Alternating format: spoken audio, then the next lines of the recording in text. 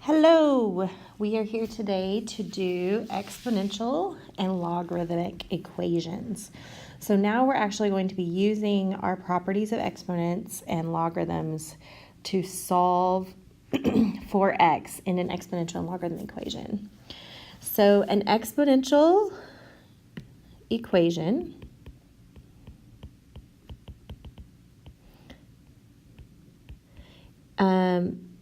is an equation that contains variables in the exponents.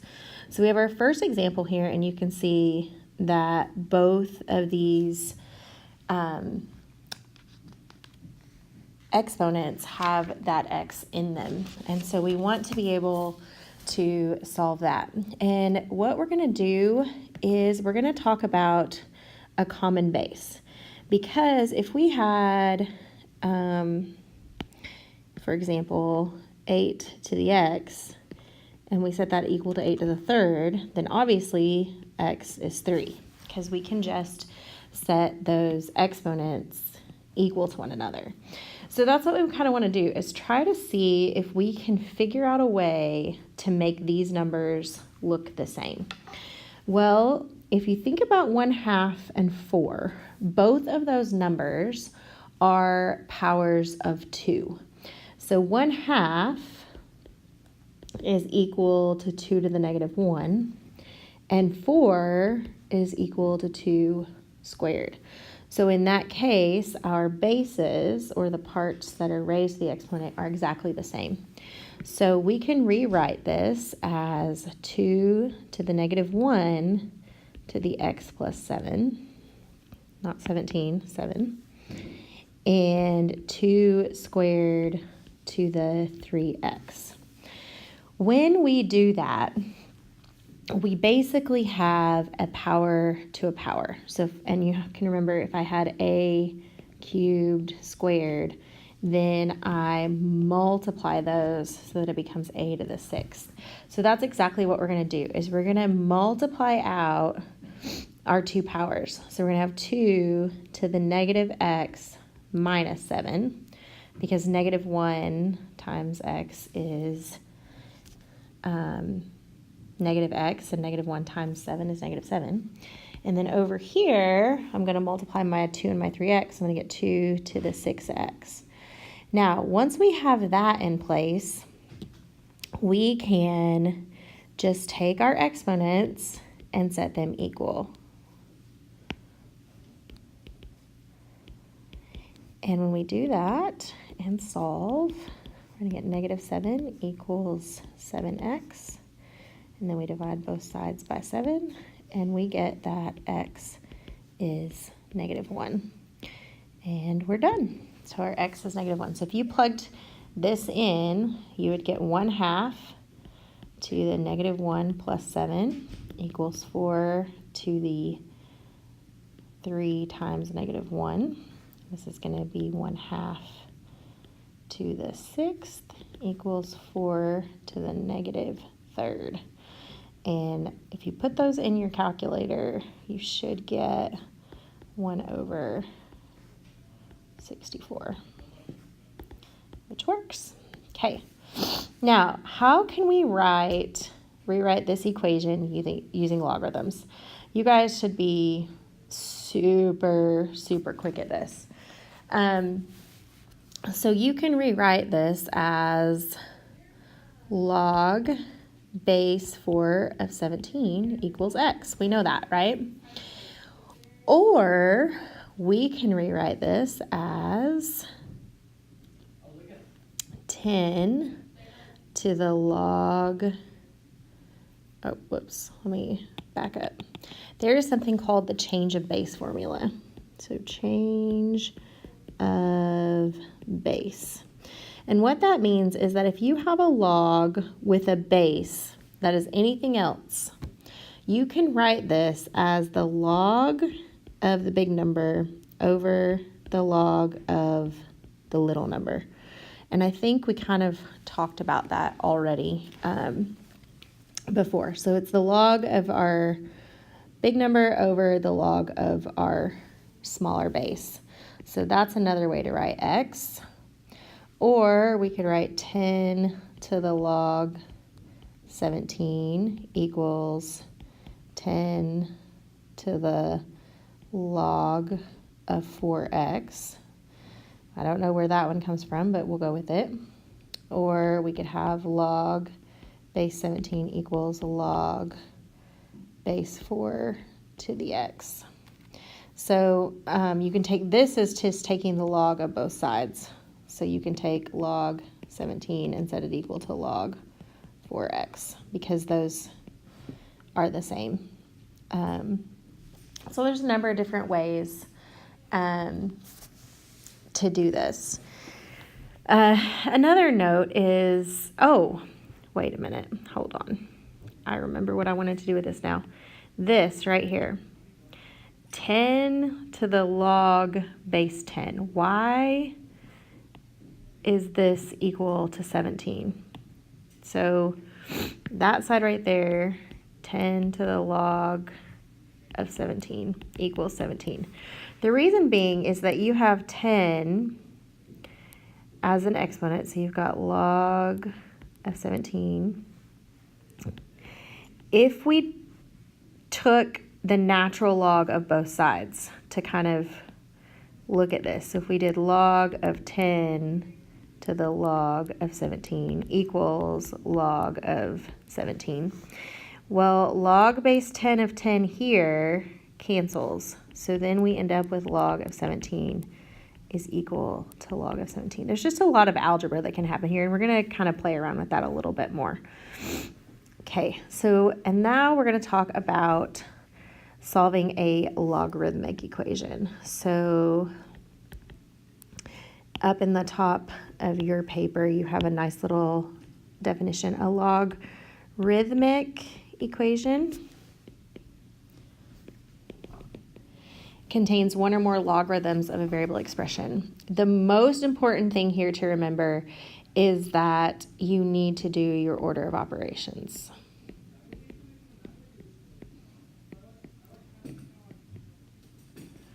So we have, in this example, 3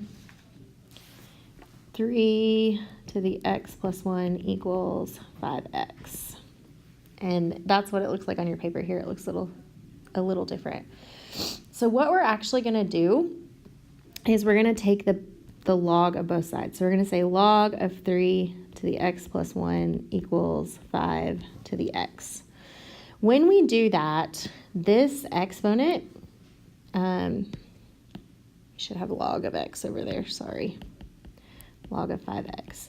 Your exponents, when you use that power rule, remember, come out to the front. So you get x plus 1 equal times 3 to the x. Gosh, you guys, I am so sorry. I have an order of operations area. X plus 1 times log of 3 equals x times log of 5. Now, these are numbers. So if I opened up Desmos and I typed in log of 3, I actually get that number right there. If I type in log of 5, I get another number. So those, you can just kind of picture those yellow highlighted parts as just numbers. So I'm going to get my numbers to one side and my x's to the other. So I'm going to divide both sides by log 3.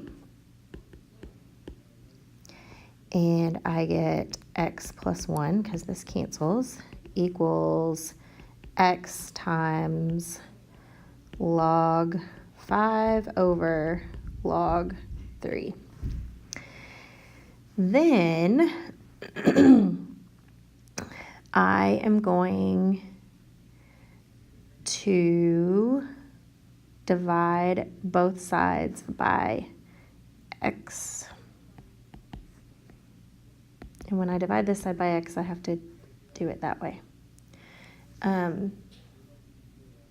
Actually, no, I'm not going to do that. I'm going to subtract x from the side.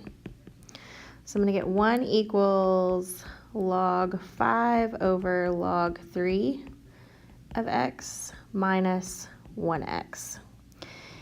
What I can do now is I can find what this value is. So I'm going to go back to Desmos, and I'm going to do log 5 divided by log 3. And I get that lovely number right there, 1.465. So I'm going to get 1 equals 1.465x minus x. Now remember that that 1 means that we're going to have 0.465x. So 1.465 minus 1 is 1.465.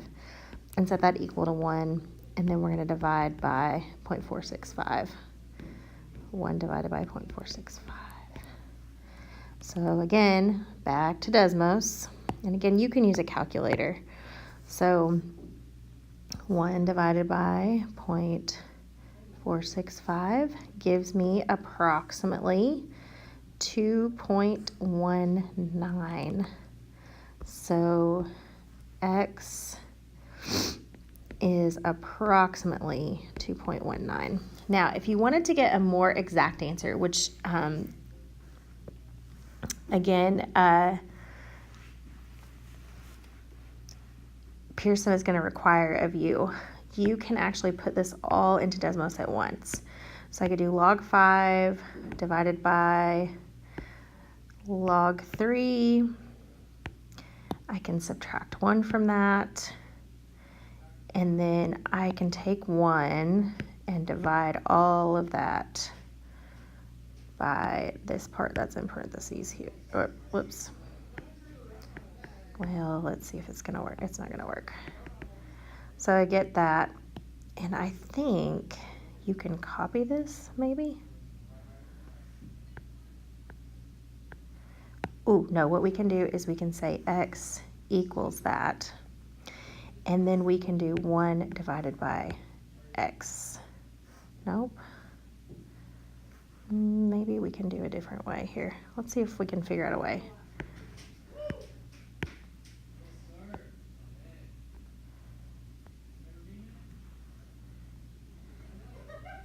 There we go. 2.15 is our more exact answer. So can't use x, but so I'm going to erase this and actually put 2.15. I hope that all made sense. Sometimes I like it when you all have to learn along with me. Okay, so now example 4 is we're going to use an exponential model. So the diagram shows how a forest fire grows over time, and the fire department can contain a 160-acre fire without needing additional resources. About how many minutes does it take the fire to become too big for the fire department to contain without additional resources? So what we need to do first is kind of figure out what our R is. And we're going to do that by looking at our Y values and figuring out kind of an average rate of change. So if we do 7.2 divided by 4, we get 1.8 as our R. And so we know that we need 160 acres. It's going to start at 4 acres because the fire is 4 acres big, and it's burning at a rate of 1.8 to the T, but then we have to divide that by 4. We're solving next, sorry. So 1.8 is this is our function, and we need to know what is T. So we're going to do 160 equals 4 times 1.8 to the T. We're going to divide both sides by 4. We get 40 equals 1.8 T. Now you're like, what do I do? Well, we're going to rewrite it as a logarithm. So we're going to write log of 1.8, log base 1.8 of 40 is going to be equal to T. And then almost every calculator you have will do this for you. So if I go back to my keyboard here and I click my functions, this button here, the one that has a little a, lets you put in any base that you want for that log. And then we get that. And so the fire, they've got 6.27 minutes. So T is 6.27. So they've got a little bit more than 6 minutes to contain the fire before they are going to need extra resources. Also, you can figure out, like we did the first one, if we did 12.96 divided by 7.2, whoops, new one here, 12.96 divided by 2, divided by 7. I don't know why I did that. I'm sorry, you guys are so patient with me. Again, we get that 1.8 as our ratio. And the nice thing is that it says you kind of need to know that that ratio stays the same in order to write your equation. Okay, as example, now we're on to example 5. And example 5 is a logarithmic equation. Oh, there's that thing. Logarithmic equation. What is the solution of this? So again, just like when we have 8 to the 5th equals 8 to the x, and we just set those together, if I have ln of x equals, well, I am just having a total dyslexic moment today. Ln of x equals ln of 5, we know that x equals 5. So when they have the same logs like that, you can just simply set those equal. Now, x squared minus 6x minus 16. This is now a quadratic, but we need to make sure that we can actually use both of the answers that we're going to get. This factors into x minus 8, x plus 2, so x is going to be 8 or negative 2. When I check those and plug them back in, I'm going to get ln of 8 squared minus 16, which is equals ln of 6 times 8. This is ln of 64 minus 16 equals ln of 48. And ln of 48 equals ln of 48. That works. If I plug in negative 2, ln of negative 2 squared minus 16, and ln of 6. Oh my gosh, I don't know why that keeps doing that, y'all. Ln of 6 times negative 2. I'm going to get ln of negative 12 equals ln of negative 12, which looks right, but you cannot take the natural log of a negative number. Remember, though that's undefined. Your domain for what goes in here has to be greater than or equal to, or greater than 0, not even equal to. Can't have it equal to, only greater than 0. So our only solution then is our 8. Finally, we can also solve these by graphing. So I am going to put into Desmos our first little logarithm here. And we're going to create a new graph. Hopefully this will work. And our equation is log of 2x plus 1 to the 5th. Whoops. To the 5th. Oh my gosh. Sorry, this is, and then we're going to,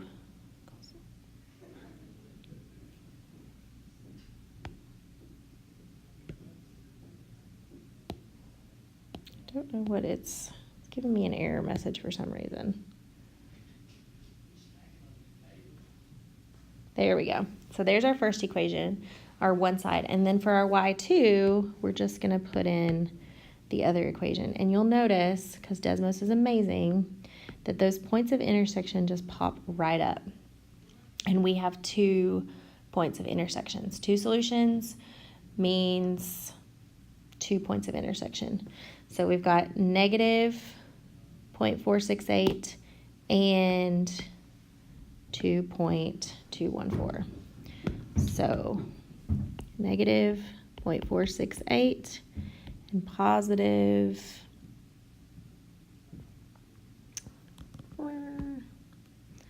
2.214.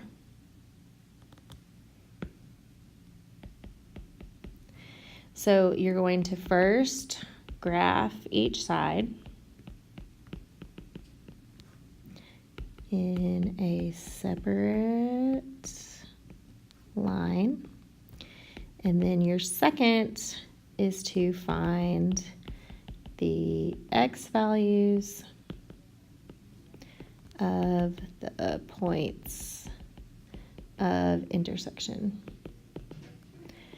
Now, you could also do this algebraically. If we do this algebraically, remember that this is base 10. So we're going to have 10 to the x minus 2 equals 2x plus 1 to the 5th. Y'all, that is ugly. So we don't want to do it that way. If you have any questions, we're going to be doing a lot of practice in class on how to solve these logarithmic equations.